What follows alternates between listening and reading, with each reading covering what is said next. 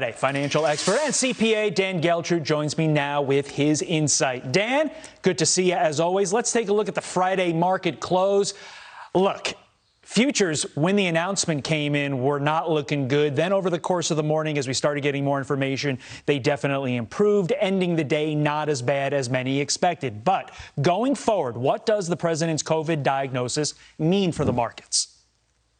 If you look at how the market reacts to news, Todd, so first there was a little bit of shock. Things were shaken up. As you said, we got more information. The market calmed down. Look, the market is concerned about what events potentially could take us into a recessionary period. And the president getting COVID is not going to do that. We have to look at a longer term situation here as it pertains to the president's COVID, and that's its impact on the election. If President Trump were not to be reelected and we have a Biden presidency, what does that mean? We already know that that's going to mean more regulations and it's going to mean more taxes. Those are not things that the market is too favorable with.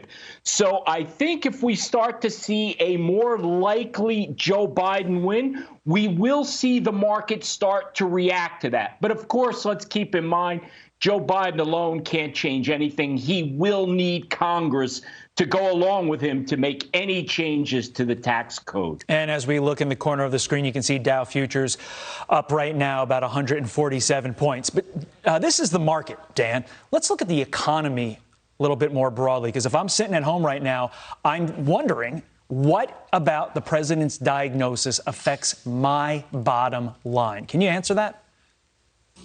Well, yeah, because what we have to realize, Todd, is we cannot stop the virus. We can only slow it down.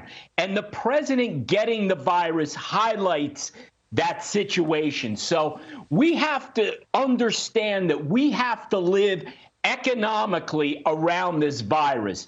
And I know that Joe Biden, for example, talked about he is going to listen to medical advice as it pertains to the economy, which can mean shutting down more areas of the economy. Now, let's keep in mind that doctors handle medical issues.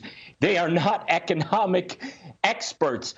So I think if we have another spike, if we have a change in the presidency, we could absolutely see a slowdown in the economy. Well, obviously, the stimulus is also a big factor. We didn't even get a chance to talk about that, but if that comes in, definitely the markets are going to like that, as will the economy, but we will see. Dan Geltrude is always live from the great hamlet of Nutley, New Jersey. Dan, we thank you. Jillian. Dan also wearing a yellow tie.